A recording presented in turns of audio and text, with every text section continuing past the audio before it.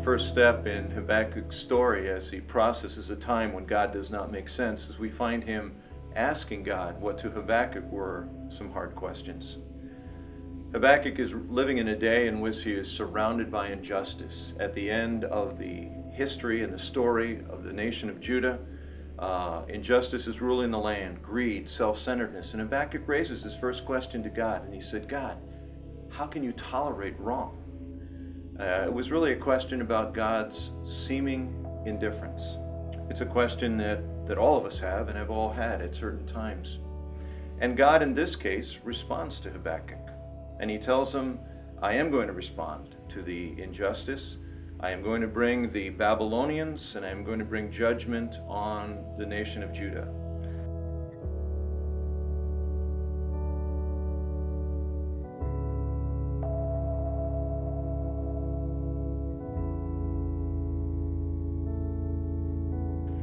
Well, this does not resolve the issues for Habakkuk. As a matter of fact, it brings up a secondary issue, and in some ways more painful than the first. And he raises a second question. God, how can you bring a more corrupt people as an instrument of justice and judgment on a less corrupt people? The first question was a question about God's seeming indifference. The second question is a question about God's methods.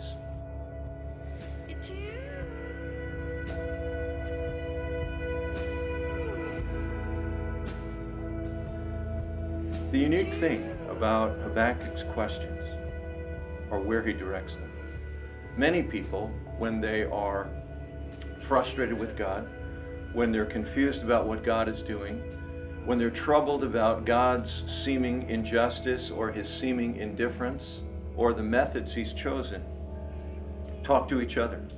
Or they take their toys and go home, leaving the church, dissing a relationship with God. Habakkuk addresses his questions to God. He loves God. He wants a relationship with God. He desires that relationship to deepen and grow. But he has real questions that are a stumbling block in the path of that relationship. God responds to a person with questions like Habakkuk because Habakkuk addresses questions to God.